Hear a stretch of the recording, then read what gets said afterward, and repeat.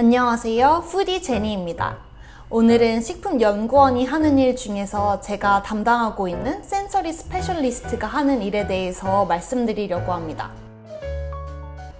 이제 우리나라에서는 관능조사연구원이라고도 하고 가끔 사람들이 혼돈해서 소비자조사연구원이라고도 하는데, 소비자조사라든지 관능조사가 이제 생기게 된 목적부터 간단히 말씀드리면, 이런 식품 회사에서 제품을 개발하거나 혹은 기존 제품을 개선했을 때 정말 이게 소비자들이 원하는 방향으로 제품이 개발이 되었는지, 혹은 우리가 기존 제품을 개선을 했다면 그 개선된 부분이 정말 우리가 잘 개선했는지를 이제 소비자라든지 훈련된 패널들을 통해서 그 부분을 이제 확인해 나가는 과정이 필요하기 때문에 이런 소비자라든지 관능조사 부서가 이제 생기게 된 거예요. 그럼 이 소비자조사랑 관능조사의 큰 차이점은 뭐냐? 소비자조사는 말 그대로 우리 제품을 소비하는 우리의 헤비 유저라든지 아니면 타겟 소비자를 대상으로 우리의 제품의 맛의 기호도, 즉 좋은지 싫은지를 이제 검증하는 것이 소비자 조사이고, 관능 조사라는 거는 훈련된 패널들을 대상으로 정말 그 제품의 맛을 세부적으로 이제 분해를 해가지고 맛뿐만 아니라 외관이라든지 향, 맛, 그리고 텍스처, 이런 감각을 활용해가지고 제품을 좀 더 세부적으로 분석해 나가는 게 이제 관능조사입니다. 조사하는 대상이 다릅니다. 소비자 조사는 아까도 말씀드렸다시피 우리의 타겟 소비자를 대상으로 이제 최소한 100에서 150명 정도를 대상으로 이 제품이 좋은지 싫은지를 조사하는 것이고, 관능조사 같은 경우에는 8명에서 20명 안쪽으로 해서 그 우리가 훈련시켜 놓은 패널을 대상으로 차이식별 검사도 있고 묘사 분석도 있고 다양한 프로파일링 검사도 있고, 좀 더 조사 방법들이 그런 맛과 향 그리고 텍스처에 집중해가지고 물어보는 그런 조사 방법입니다. 소비자 조사는 소비자들한테 이 제품이 좋은지 싫은지에 대해서 물어봅니다. 그럼 소비자는 7점 척도 혹은 9점 척도를 활용해가지고 싫다부터 좋다까지 제품을 맛보고 그 기호도를 평가를 합니다. 그리고 좋은 이유랑 싫은 이유에 대해서 그 오픈 퀘스천으로 이제 질문을 물어봅니다. 보통 소비자 조사를 할 때에는 우리 제품을 넣기도 하지만 경쟁사 제품을 같이 비교 조사를 해서 우리 제품은 얼마나 우리 타겟 소비자들이 좋아하는지, 그리고 경쟁사 제품은 얼마나 좋아하는지, 어떤 게 더 좋다면 그 이유가 뭔지에 대해서 이제 소비자 조사를 통해서 이제 파악을 하게 됩니다. 우리 제품보다 타사 제품을 소비자들이 더 좋아해요. 사람들이 좋은 이유, 싫은 이유에 대해서 이제 자유롭게 서술로 이제 입력을 해줍니다. A라는 소비자는 우리 제품 대비 경쟁사 제품에 초콜릿 맛이 더 좋대요. 어떤 사람은 나는 크리미한 게 더 좋다고 해요. 어떤 소비자는 이 제품이 좀 더 달아서 좋다. 소비자들이 이제 작성해 주신 내용을 바탕으로 우리 제품에서 어떤 부분이 이제 경쟁사 대비 조금 부족해서 점수가 낮게 나왔는지 이제 분석을 해야 되는데, 이런 소비자의 용어들은 사실 개발자 입장에서는 개선을 하기가 참 힘들어요. 예를 들어서 소비자가 경쟁사 제품에 초콜릿한 맛이 좋대요.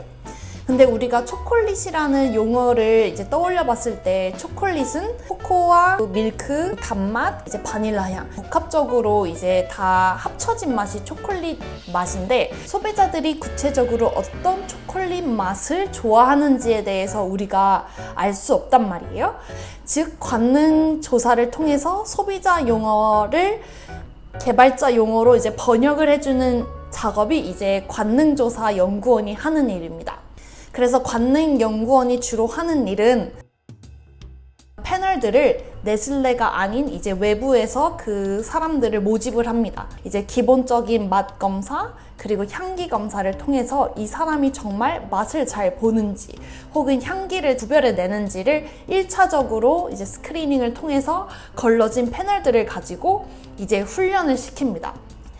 예를 들어서 네스킥 파우더라고 했었을 때 이것과 관련된 센서리 용어들을 뽑아낸다고 하면은 가루 자체에 색깔이 있을 수가 있고, 그리고 이거를 이제 물에다가 풀었을 때 얼마나 잘 풀리는지, 이제 외관에 대한 평가가 끝나면은 그 다음에 이제 향을 이제 맡으면서 향과 관련해서 네스킥 하면은 코코아 향, 데어리 관련된 우유 관련된 특성들, 그 다음에 이제 기본적인 맛들, 단맛이라든지 쓴맛이라든지 신맛이랑 짠맛은 있을 수도 있고 없을 수도 있고, 그래서 이것들은 이제 제품마다 추가하기도 하고 빼기도 하고, 이제 텍스처와 관련돼서는 마우스 코팅 얼마나 마시고 나서 코팅되는 정도도 있을 수 있고, 삼키고 나서 코코아가 함유되어 있기 때문에 약간의 에스트린전트, 약간 떫은 맛이 있을 수도 있기 때문에 이런 특성들, 이 네스킥과 관련된 외관부터 향, 맛, 텍스처를 세부적으로 네스킥과 관련된 센서리 용어들을